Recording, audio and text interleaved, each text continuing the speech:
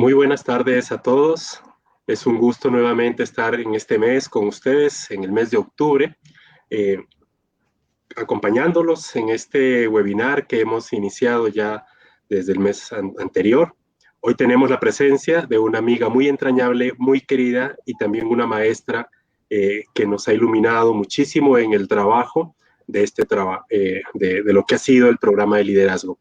Así que para mí es un gran honor presentarles el día de hoy a Gloria María Abarca Obregón. Ella es doctora en Estudios Internacionales de Paz y Conflicto y Desarrollo en la Universidad de Jaume I en España y tiene una estancia doctoral en la Universidad de Innsbruck en Austria. En México realizó los estudios de maestría en educación y la licenciatura en educación primaria, coordinadora de diversos proyectos internacionales de educación para la paz y fue ganadora conjuntamente con el doctor Said Bahajin del Premio de la Paz Ciudad de Castellón 2009. Profesora de educación primaria, esto es muy importante, es una profesora que viene a acompañarnos el día de hoy con todos estos estudios y esta experiencia en el trabajo por la paz. Profesora invitada del Máster de Internacional de Paz y Desarrollo y Conflicto en el módulo de Educación para la Paz en la línea internacional de Castellón, España. Es facilitadora también de círculos de paz, asesora de proyectos de temas de educación para la paz, de Convive y CIEM del Gobierno del Estado de México y de la Secretaría de la Mujer en Mérida, Yucatán. Así que es un honor, Gloria, tenerte aquí con nosotros y decirte y recalcarte que tus aportes, tus reflexiones siempre han sido inspiradoras para el trabajo que venimos haciendo con nuestras niñas en esto de educarlas en un entorno de paz, en un entorno seguro, para que puedan desarrollar sus capacidades libre y plenamente. Entonces, bienvenida y pues te dejo aquí en nuestro espacio. Pues muchas gracias por la invitación, Ever, y creo que justo el que se abran estos espacios y estas redes, ¿no? Desde México hasta Colombia y desde nuestras diferentes experiencias, pues nos ayuda a ver que la paz es eso, ¿no? Como estas conexiones y prestar estos espacios como para compartir, ¿no? Y del tema que vamos a hablar, que son justo los liderazgos transformativos.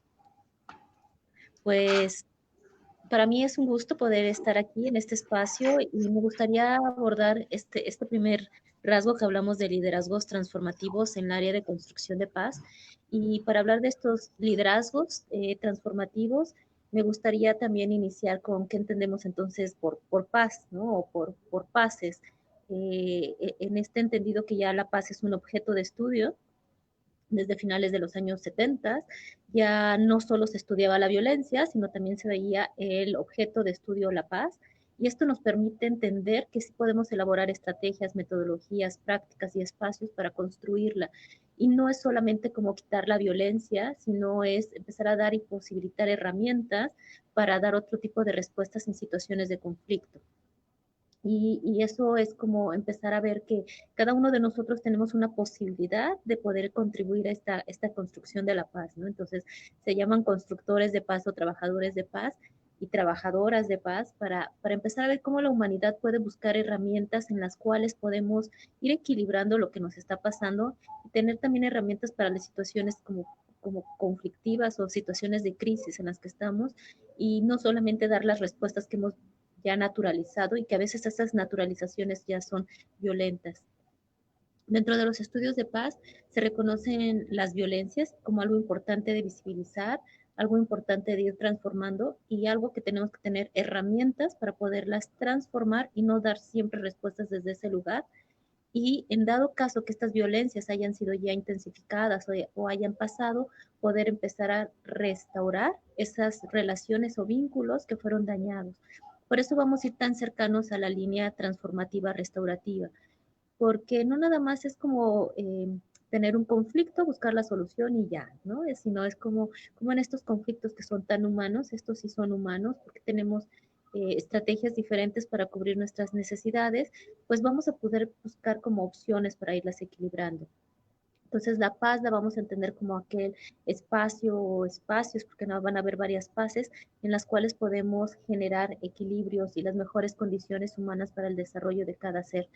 Y entonces por eso podemos hablar que hay paces en las casas, paces individuales, paces colectivas, políticas, y cómo las podemos ir abriendo desde mis propias paces, ¿no? Con mi ser, con mi familia, con mi entorno, Y cómo esto que estamos viviendo ahora justo con esta crisis del COVID, que además viene, como dice mi querida maestra Alicia Cabezudo, el COVID lo que vino fue como a descubrir todas aquellas crisis que ya estaban, ¿no? Entonces ya es como, antes le hacía así como para no verlas, pero pues ahora las tengo muy enfrente, muy vivas.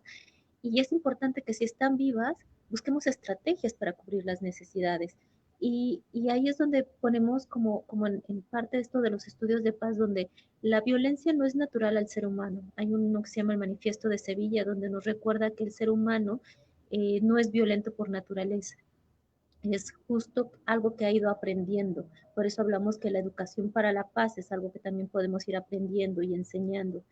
Y en estas habilidades de enseñar otras herramientas para contestar ante las crisis o conflictos es justo lo que hablamos de liderazgos transformativos a la construcción de paz, ¿no? ¿Cómo podemos empezar a entendernos en que no es competitivo, sino es cooperativo? Eso va a ser uno de los grandes cambios de paradigma. Se llama giro epistemológico porque es girar nuestra manera de ver, es ampliar nuestra mente y ampliar nuestro corazón. Y cómo en esta amplitud podemos ver otras opciones que quizás no es ni la tuya ni la mía, sino la nuestra y en la que vamos a ceder entre las dos partes. Sobre todo creo que somos un puente intergeneracional. Si nos sentamos un rato a ver lo que nuestros papás hacían, a lo que hacemos nosotros y lo que nuestros hijos a lo mejor están haciendo, nos damos cuenta que hay un cambio de pensamiento, pero también hay un cambio de acción. Cambiaron también los roles que jugábamos cada quien. Antes era suficiente con uno que trabajara. Actualmente son todos los miembros a veces de las familias. También cambiaron los conceptos de las familias. En los estudios de paz entra toda la línea de paz, paz y género y también la diversidad que no estaba incluida. Y en esta diversidad, pues las familias van a ser funcionales en la medida que tengan un sistema de cuidado. Si tu familia, independientemente de cómo está conformada, tiene un sistema de cuidado, de autocuidado, de cuidados mutuos, va a ser funcional para la vida. Entonces, esto nos permite como ampliar nuestra mirada y ampliar nuestro corazón en ver que lo más importante es la vida y cómo abrimos sistemas de cuidado para la vida. Eso van a ser mucho acciones de paz.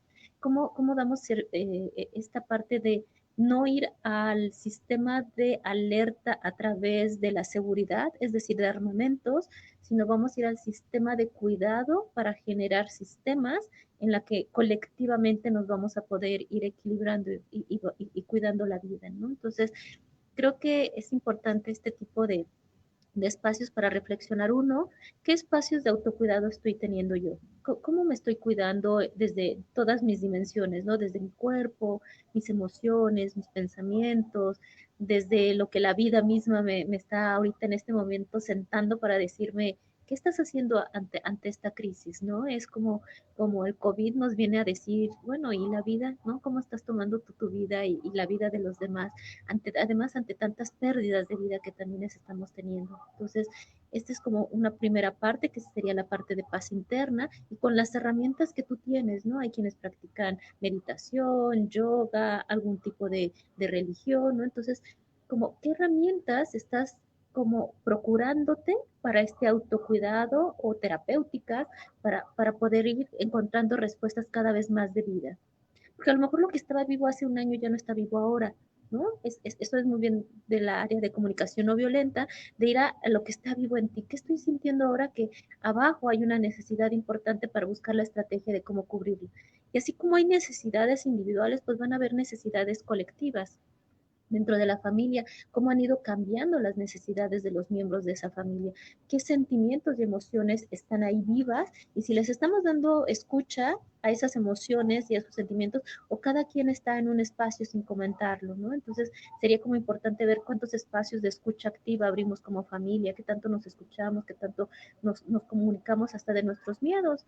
El miedo va a ser una de las emociones que va a estar como muy viva y eso es importante en la medida en que el miedo no nos paralice. El miedo es una alerta para saber que hay una necesidad tal vez de seguridad, de cuidado, de claridad de las reglas, de cómo entramos y salimos, de los usos ¿no? de seguridad. Entonces, como el miedo, desde el área de comunicación no violenta, los sentimientos son funcionales.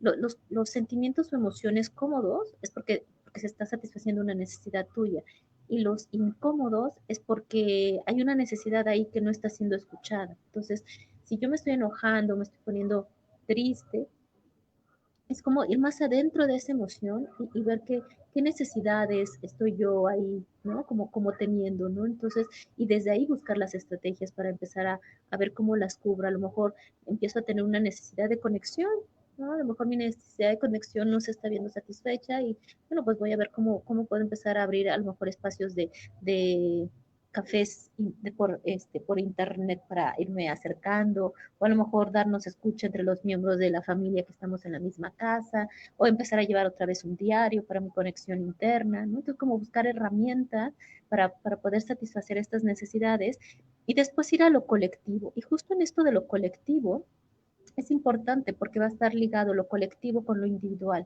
Entonces ya no es suficiente tu paz interna, pero tampoco es suficiente la paz social y política. Vamos a ver que estas dos conjunciones van a estar internamente interconectadas e interrelacionadas, pues como estamos nosotros, ¿no? Somos seres interdependientes, somos seres interconectados, pero además somos seres interrelacionados. Lo que le pasa a uno nos pasa a todos los demás. Y creo que justo, ¿no? Ahorita en la pandemia empezó en un lugar y ahorita ya vimos que está en todos lados. Y creo que el gran salto que todavía nos falta como humanidad es que tendríamos que abrir estrategias colectivas mundiales, porque no porque ya en un país no esté tan alto, ya en los otros sí, ¿saben? Es como la enfermedad sí nos hizo vernos la interdependencia, la interconexión, y la interrelación, pero todavía las medidas no las hemos hecho tan colectivas. Y es importante porque eso requiere como un cambio de pensamiento, porque justo nos enseñaron liderazgos individuales, nos enseñaron liderazgos autónomos, liderazgos sumamente competitivos, además como muy en la línea vertical y de que siempre tenían la respuesta correcta. Entonces eso hace como muy complicado que una sola persona pueda ver las necesidades, ¿no? Diversas necesidades de todo un colectivo. Entonces, para poder ser más equilibrado en los liderazgos, la propuesta que se está haciendo desde el área de liderazgos transformativos que viene de John Poclederach, es empezar a hablar de liderazgos compartidos, en donde van a haber varios líderes al mismo tiempo o liderazgos que van a ser rotativos dentro del colectivo y de las redes. Las redes son entendidas como estos conjuntos de personas en las que estamos reconociendo esta interdependencia, interconexión y que conjuntamente vamos a realizar acciones para la construcción de paz. Estas redes pueden ser visibles o no pueden ser visibles. Lo más interesante es cuando las empezamos a hacer visibles. Como dentro de una escuela estamos interrelacionados no solamente los alumnos y los docentes, sino los alumnos, los docentes, los padres de familia, los directores, y que en la medida en que esté visible esa interdependencia, esa interconexión y esa interrelación, vamos a poder ir cuidando esa red y entonces vamos a poder dedicarles tiempo. Las redes necesitan una, que sean visibles, o sea, visibilizar quiénes estamos como interrelacionados más directamente, porque justo a veces dicen que con quienes más nos cuesta hacer las paces es con los más cerquitas, y es porque la relación o el vínculo es muy cercano y también las necesidades, ¿no? Entonces, ¿qué tan importante va a ser que yo visibilice mi interconexión, mi interdependencia en estas relaciones o vínculos en las que uno le dedicamos tiempo para conocernos, reconocernos, es decir, qué tanto yo sé de ti, qué tanto tú sabes de mí y qué tanto nos reconocemos en lo que hacemos y en lo que somos y qué tanto me autoconozco, justo para que en el autoconocimiento yo también pueda poner como al servicio del grupo lo que yo tengo para que esta red pueda ser nutrida. Esto es todo un cambio de pensamiento, porque nos hicieron creer como en esta falsa humildad de no decir en lo que eres bueno. En los liderazgos transformativos va a ser súper importante empezar a ver en qué sí eres buena o en qué sí eres bueno. Entonces, ¿cómo sé en qué sí soy buena o en qué soy bueno? Es en aquello en lo que tú puedes prestar al servicio al grupo.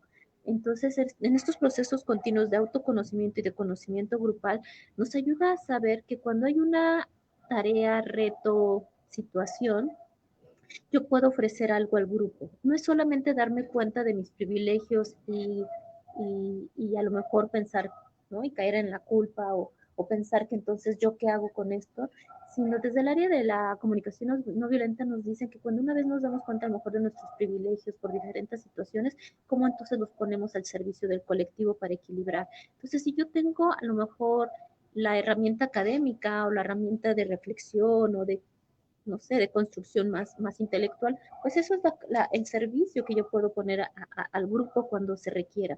Pero si yo soy a lo mejor el que puede realizar mejores interacciones sociales o el que hace más fácil como amistades o que puede, ¿no? Como esta distribución más social, pues eso es lo que pongo al servicio del grupo. Si yo tengo como la habilidad más creativa, más manual, pues eso es lo que pongo al servicio del grupo. Y esto nos hace ver que entonces la competencia no tiene sentido porque hay suficiente para todos. Es cambiar un pensamiento de escasez, que nos menciona la comunicación no violenta, por uno de abundancia.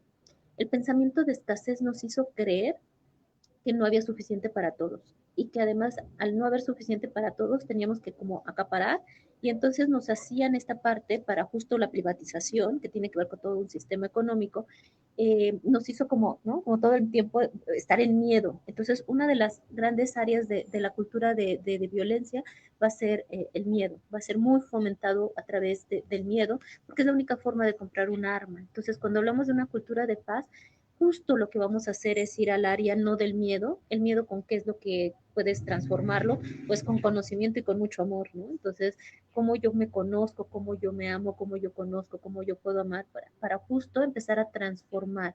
Entonces, no es este amor como sacrificado, de hecho tiene que ver con esta área del amor a través del cuidado, ¿no? Que tanto me cuido, te cuidas y cuidamos la relación, tiene que ver el amor.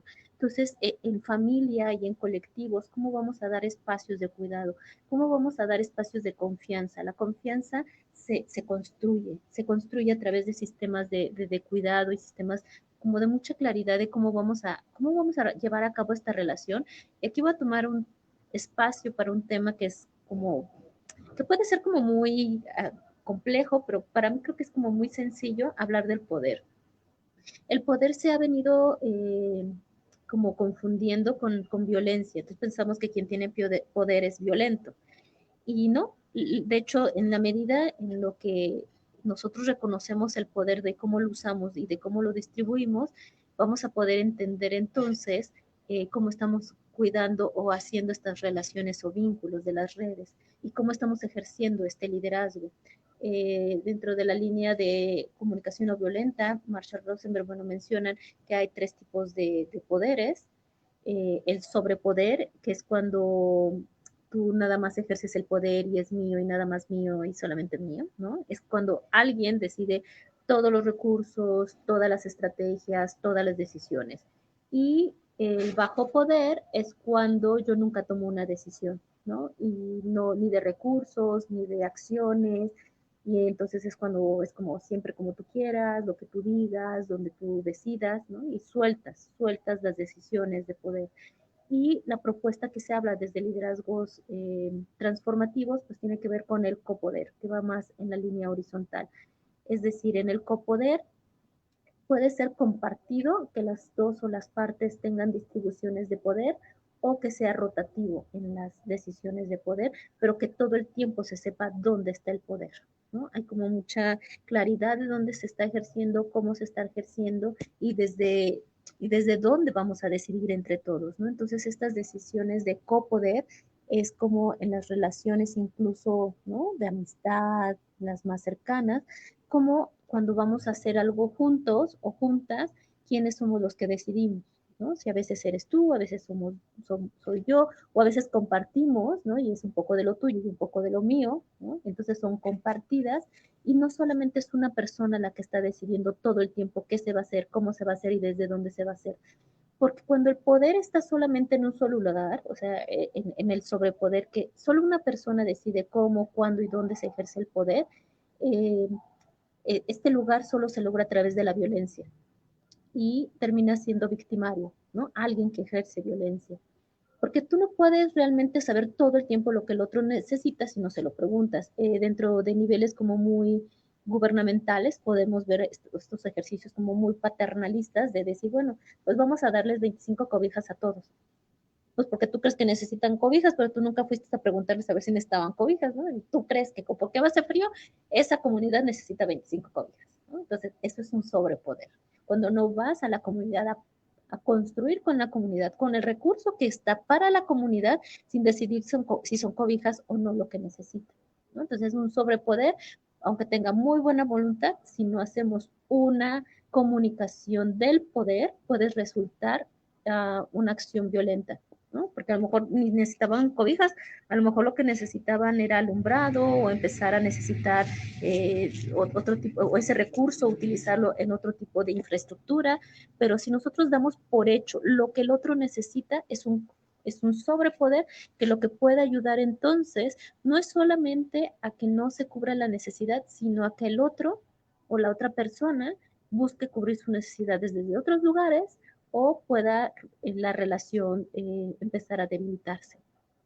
En el bajo poder, si yo no tomo mi poder, que esta es la parte del empoderamiento, por eso nadie nos puede empoderar, sino es como podemos hacernos cargo y reconocer del poder que tenemos, ¿no? Y de cómo yo puedo hacerme cargo de las estrategias para cubrir las necesidades y también solicitar, por eso sí es social y político, que haya esas estrategias para cubrir las necesidades colectivas. Entonces, por eso paz no tiene mucho de pasivo y sí de movimiento, porque entonces colectivamente sí podemos ir a buscar que esas estrategias para el sistema de cuidado por quien está ejerciendo el poder de recursos o el poder de decisiones pueda ser colectivizado, ¿no? En comunidad. Entonces, esto nos ayuda a ver cómo como familia incluso estamos distribuyendo las decisiones de poder.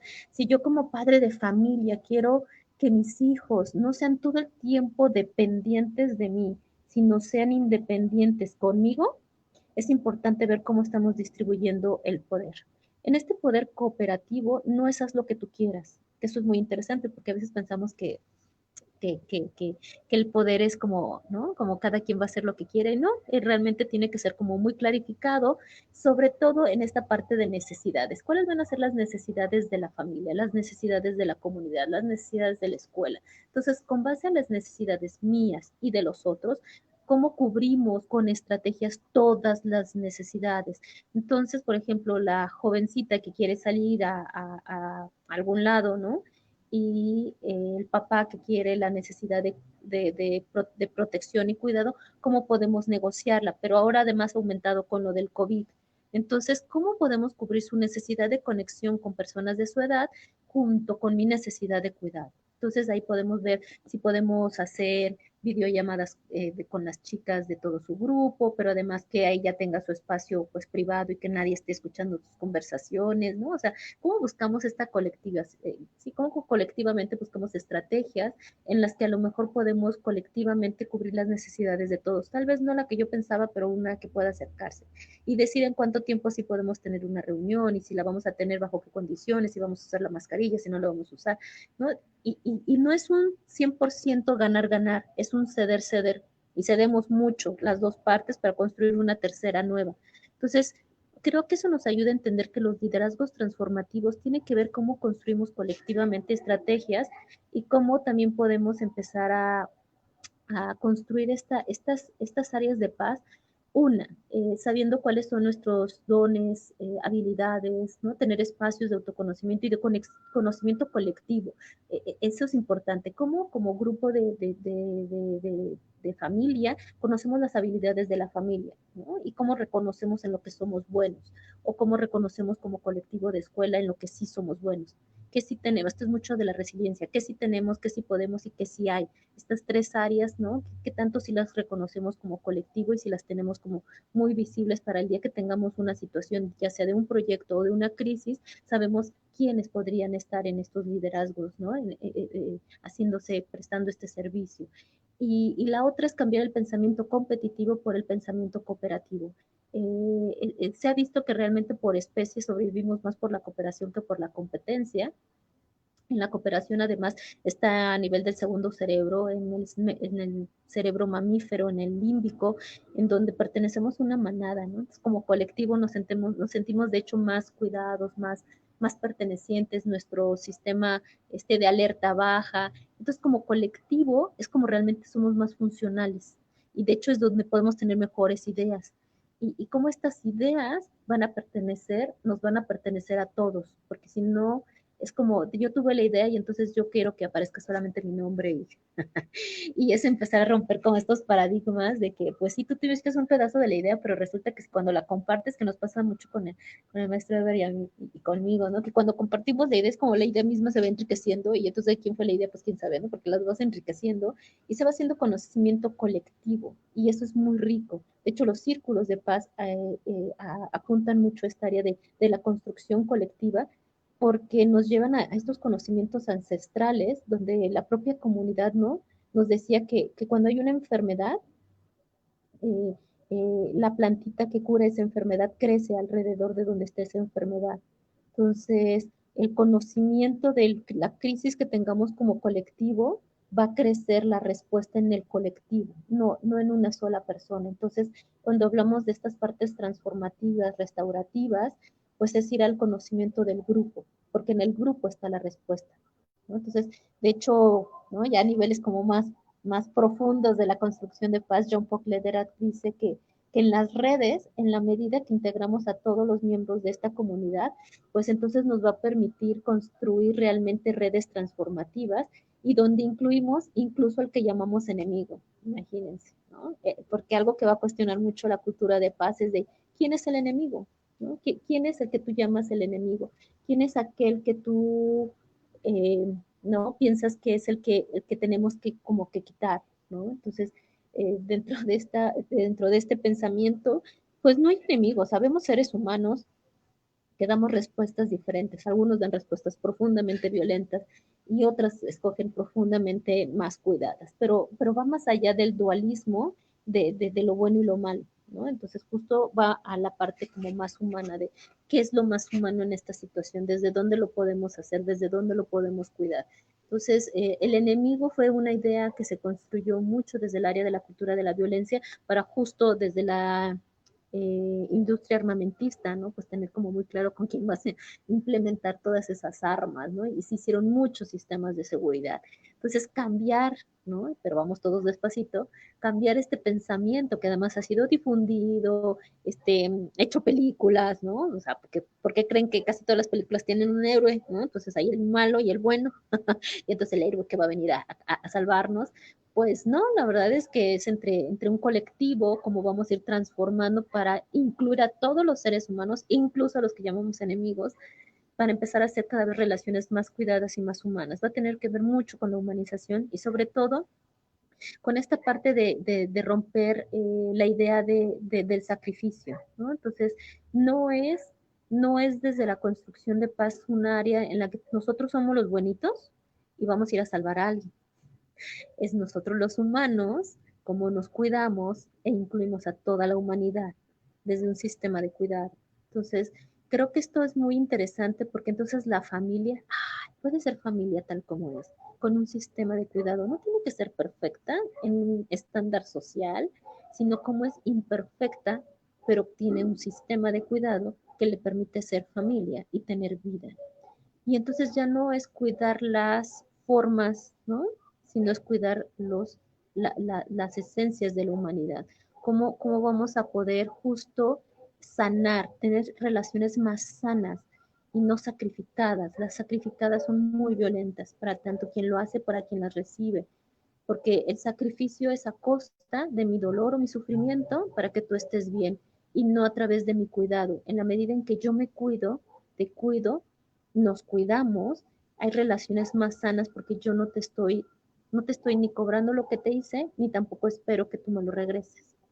Y entonces son amores cada vez más sanos en la medida en que yo le enseño a mi hija o a mi hijo a tener un sistema de cuidado, porque no va a depender de mí, sino cómo nos cuidamos conjuntamente y cómo en este nuevo paradigma llegan las grandiosas experiencias de las nuevas paternidades, porque entonces ya vimos que el sistema de cuidado no es solo de la mujer, es de la especie, está en el segundo cerebro, en el cerebro límbico, y es como seres humanos nos cuidamos, ¿no? Como seres humanos yo puedo ser madre y como seres humanos yo puedo ser padre. Entonces las nuevas paternidades es esta necesidad del sistema de cuidado que como hombres se puede estar en la familia dentro de este sistema de cuidado y que entonces Gracias a esto, también van a tener un sistema de cuidado y también van a poder ser cuidados, porque el cuidado se regresa. Yo cuido a quien me cuido. No es por obligación, es por correspondencia. Entonces, si empezamos a enseñar, el cuidado nos enseña con el ejemplo. Si yo como mamá, como papá, tengo un sistema de cuidado alimenticio, si yo tengo un sistema de cuidado emocional, si yo tengo un sistema de cuidado económico, eso es lo que enseño en mi familia. Y eso es lo que mis hijos y mis hijas están viendo. Y eso es lo que nosotros vamos a poder transformar. Si yo no lo tuve de generaciones pasadas, justo en este liderazgo transformativo, cómo lo restauro, lo reconcilio y cómo lo doy entonces ahora de una forma que sea no lo opuesto a lo que yo recibí, sino lo cuidado a través de la vida, ¿no? Entonces ahí es donde honramos lo que sí nos fortalece de nuestras familias y transformamos lo que creemos que ya no, ¿no? Entonces ahí es cuando es importante entender que a lo mejor lo que hicieron mis padres, yo ya no lo estoy haciendo, pero que también mis hijos a lo mejor ya no hagan lo que yo estoy haciendo. Porque la gran pregunta es si estamos dispuestos a que nuestras hijas y nuestros hijos, a lo mejor no todos sean profesionistas, porque van a haber nuevos trabajos. Por ejemplo, yo tengo un doctorado en estudios de paz y no existe un trabajo para mí. En una empresa, ¿no? Entonces yo me lo tengo que inventar. Entonces, si estamos dispuestos a que se generen nuevas formas de trabajo, porque ya no van a ser las convencionales, y ya lo estamos viendo ahora. Entonces, ¿cómo abro, ¿no? Justo mi corazón y mi mente para entender que es donde esté el mejor servicio para su humanidad, ¿no? Y que la vida cuide, que hay suficiente, aunque no sepamos cómo va a ser ese movimiento, ¿no? Y que los liderazgos no significan la lucha de poderes, sino ya vimos que son los poderes compartidos, los conocimientos compartidos, pero también los cuidados compartidos. Y eso me va a permitir a mí no sacrificarme, porque en la medida que es colectivo, podemos empezar a entendernos que si hay alguien que está dando de más, entonces podemos decir que alguien más pueda acompañarlo o podemos pedir pausas. En el sistema competitivo no hay pausas, no hay permiso del descanso, no hay permiso de la recreación, no hay permiso de conectar contigo, pues por eso andamos todos desconectaditos. Por eso es importante dentro de los liderazgos transformativos cómo es estar conectado con la vida. Y la vida es cíclica y en esos ciclos también hay pausas. Ahorita aquí nos vino a hacer el COVID, meternos una pausa, pero si bien, ¿no? Entonces, ¿qué estoy haciendo yo con esa pausa? La estoy usando para conectarme, la estoy usando para conocerme, para conocer a los otros, para fortalecer los vínculos y cómo esto nos va a permitir tener otra vez fuerza, ¿no? Como fuerza de vida, sentido de vida.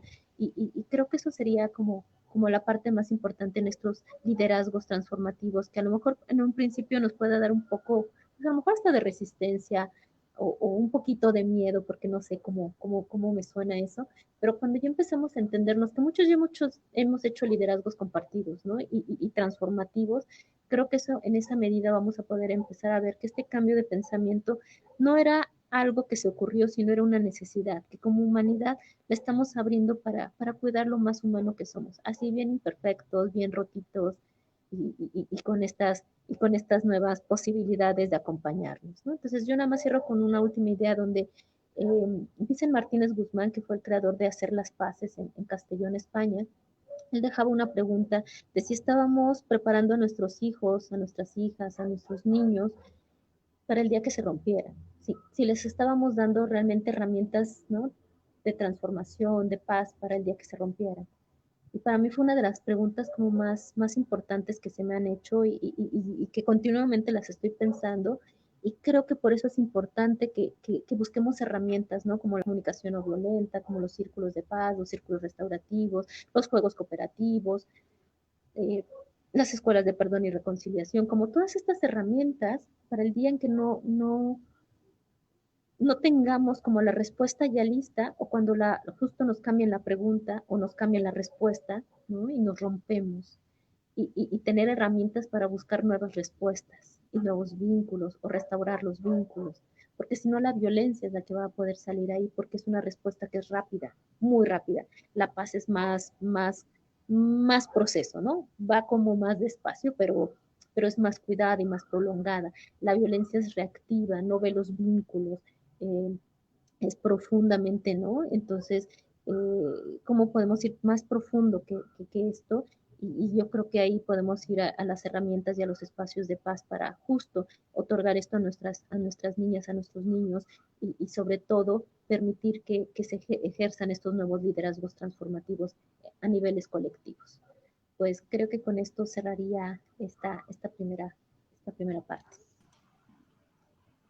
Gloria, muchísimas gracias por este primer aporte que nos haces tan valioso para nosotros y sobre todo le hace tanto sentido al programa de liderazgo como desde hace 5 años se ha venido constituyendo precisamente en entender y comprender este liderazgo del futuro, diría yo, pero también ya necesario para el presente, dado que somos víctimas de las violencias, somos víctimas de esos conflictos maltratados, mal abordados desde las prácticas culturales que tenemos. Y no solamente se trata de enseñarle a nuestras niñas, pienso, en herramientas y enfoques para que sean, o más bien para que le apuesten mejor a los sistemas de cuidado y no tanto a los sistemas de seguridad, para que trabajen más colaborativamente y entiendan el trasfondo de este trabajo colaborativo y sobre todo esto que tú nos acabas de revelar, de poder compartir, diría más bien, el poder y generar este copoder que tú nos planteas, ¿cierto? Pero también creemos importante que no solamente hay que prepararnos para poder hacer estas transformaciones de los conflictos y esas violencias que están tan latentes ahí, sino también para restaurarnos porque somos víctimas y también hemos sido victimarios de este conflicto. Es decir, como adultos, por ejemplo, como profesores, como papás, como mamás, más de una vez hemos aplicado sin darnos cuenta muchas prácticas violentas con las niñas que en criterio nuestro lo que hace es inhibirle, limitarle las capacidades. Y también nuestras niñas en algún momento ellas mismas reproducen estas prácticas entre ellas mismas, ¿cierto? Yo ahí te quisiera preguntar, ¿qué nos puedes aportar para tener presente en una educación que no solamente trabaje para la paz, sino que también esté restaurando a las personas que hemos sido víctimas y hemos sido victimarias al mismo tiempo de estas violencias que todavía siguen presentes en nuestra cultura? Si nos puedes dar algunas pistas, algunas pautas pedagógicas para tener presente. Sí, fíjate que yo creo que entendernos primero como un proceso, ¿no? O sea, que no es como algo como lineal, ¿no? Como algo de algo que va a ser estático. Los procesos de paz van a ser como muy continuos y nos vamos a ir dando cuenta continuamente de nuestras paces y de nuestras violencias. Eso va a ser como muy interesante, ¿no? Sobre todo si entendemos que hay violencias directas, violencias estructurales y hay violencias culturales. Y muchas de las culturales las tenemos naturalizadas, ¿no? Entonces no te vas a dar cuenta a la primera, pero ya cuando te das cuenta, entonces es como, hay veces que no sabes qué hacer, ¿no? Cuando ya te diste cuenta que hiciste como una violencia, que la tenías normalizada, pero que sí es violencia, y cómo caes puedes caer desde la culpa hasta la vergüenza. Y entonces Marshall Rosenberg decía que la culpa es una de las emociones que más energía quita, y que por eso es importante ir a la culpa solo para darte cuenta, pero no vivir en la culpa, ¿no? Y que ese darte cuenta es para tomar responsabilidad, ¿no? Como, wow, ya me di cuenta de esto y ahora como hago una responsabilidad que es una respuesta, ¿no? Diferente. Entonces yo creo que todas las estrategias o espacios que nos ayudan como a visibilizar en qué proceso vamos o como tener estos espacios de conexión.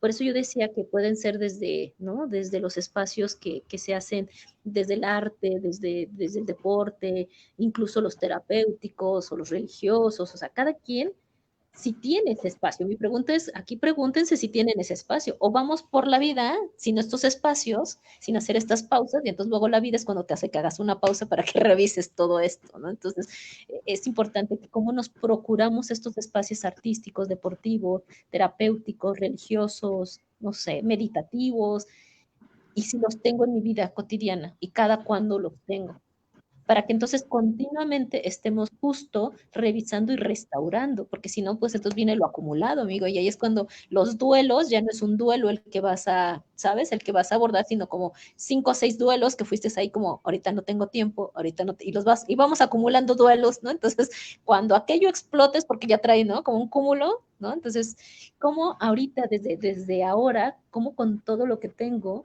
si estoy teniendo espacios en donde me conecto conmigo, donde estoy conectando con lo que pasa, o yo sigo en continuo, ¿no? Entonces, creo que para mí sería interesante como Los círculos son muy reparadores, ¿no? Hay círculos de sanación, pero bueno, si no conectas con los círculos, pues igual, ¿no? Con los deportes, y en los deportes también abres una área de conexión y cooperación, ¿no? Entonces, creo que lo importante aquí es cuál es el espacio que te da conexión y que te da espacios de autoconocimiento y de reflexión. Creo que eso sería importante. Muchas gracias, Gloria, por esta respuesta tan importante de crear espacios, de abrir espacios, tanto en la Mm. escuela.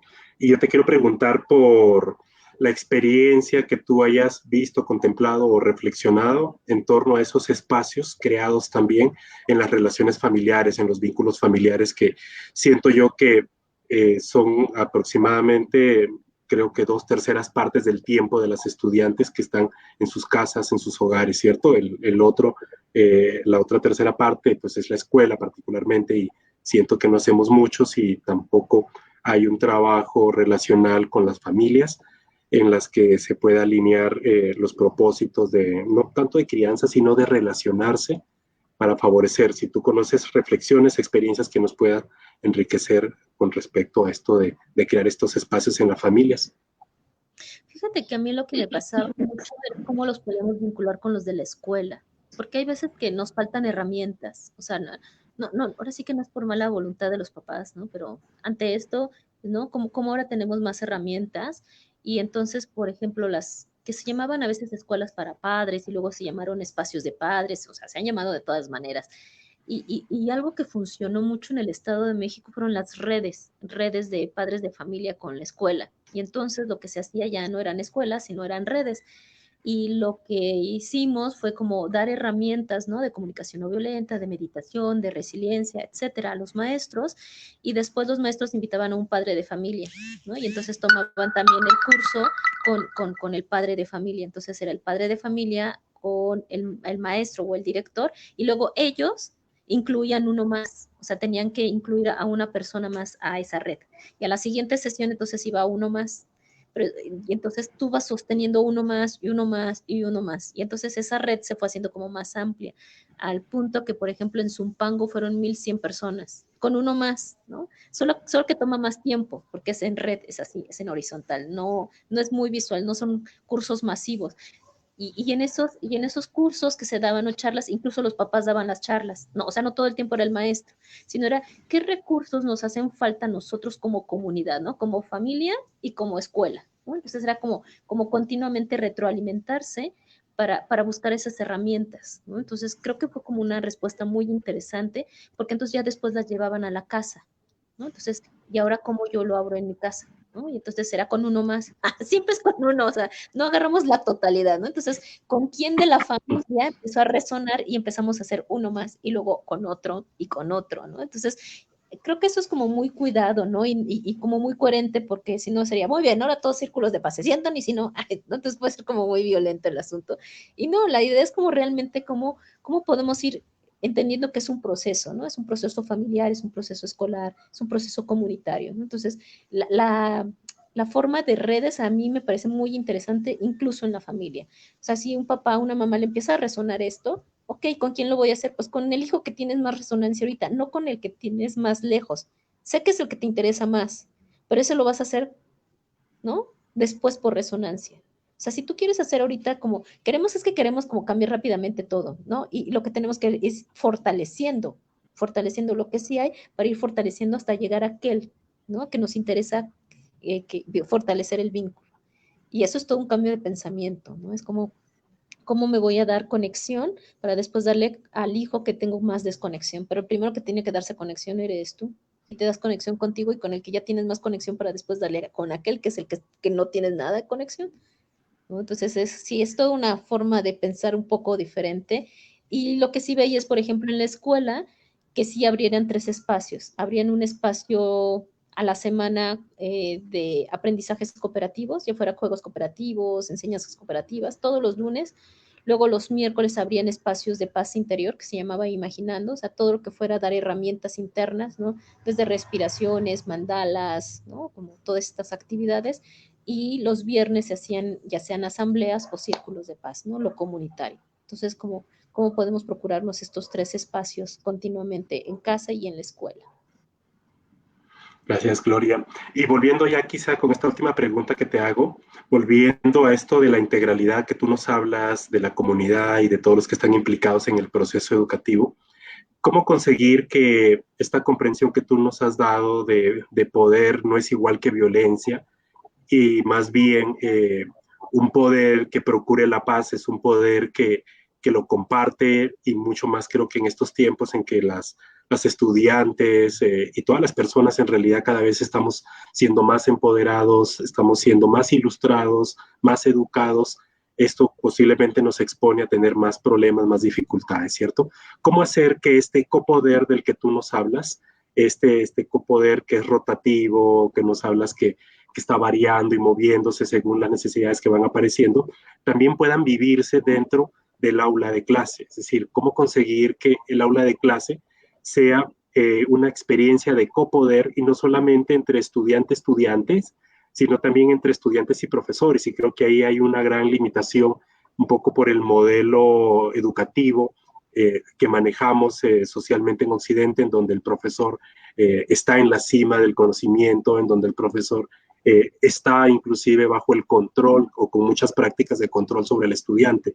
¿Qué nos recomiendas tú para que esto sea más vivo en el salón de clase? Este copoder no solamente entre estudiante, sino también entre profesor y estudiante, con esto que tú ya nos planteabas, que es el ejemplo el que en realidad procura y genera mucha más transformación en las experiencias de los conflictos de las personas. Fíjate que a mí quien me dio muchas respuestas es la propuesta de Paulo Freire, ¿no? Él ya habla de aprendizajes comunitarios, ¿no? O este aprendizaje colectivo. Y justo él lo que dice es como no todo el tiempo el profesor es el que tiene las respuestas, ¿no? Y que es un continuo aprender, enseñar, que incluso el maestro aprende.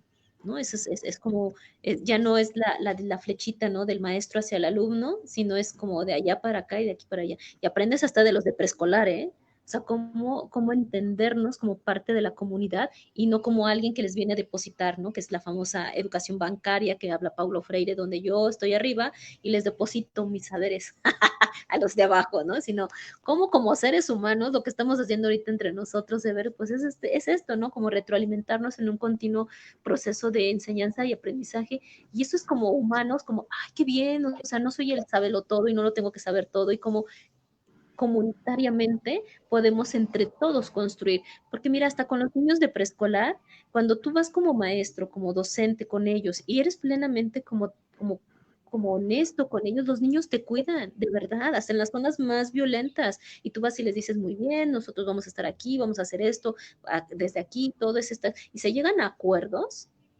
no te pasa nada. O sea, la verdad es que entendernos como sistema colectivo de comunidad, en donde todos aprendemos y todos enseñamos, nos ayuda a entender que el poder no es el violento. Es que hablamos sobre el poder. Hablar del poder es quién distribuye los recursos, cuándo, dónde, las estrategias, ¿no? La palabra, el uso de la palabra, o sea, todos los recursos que están ahí, si están visibles y si los hablamos. Eso es lo como docentes, la medida en que tú lo pones también así como de muy bien, esto es lo que yo quiero, a ver ustedes qué quieren y cómo lo dialogamos, nos permite justo esta construcción conjunta y el grupo te cuida. A mí me han cuidado grupos en las zonas de más alta violencia y de hecho por eso me meto donde me meto, si no, no me metería. O sea, si está negociado, por eso puedo ir ahí, porque yo sé que mis alumnos me van a cuidar, por supuesto, y voy completamente segura. Pero es en este entendido que no eres, sí, se quita aquí mucho la competencia, porque no eres el experto, eres el ser humano que vas a prestar un servicio, y ahí es totalmente diferente. El experto es alguien que va a ir a depositar y después se va a salir y ya no sigue más en la comunidad. En cambio, el que va a prestar el servicio, cuando prestas el servicio te vuelves parte de la comunidad. Por eso tu red crece, ¿no? Entonces, por eso cuando vas dando conferencias o algo, la red a la que tú cuidas o que te cuida va a continuar ahí. O sea, es como, pero le dedicas tiempo, les dedicas, ¿no? Es parte, y preguntas cómo sigue esa comunidad y cómo, si se hace un vínculo como mucho más fuerte.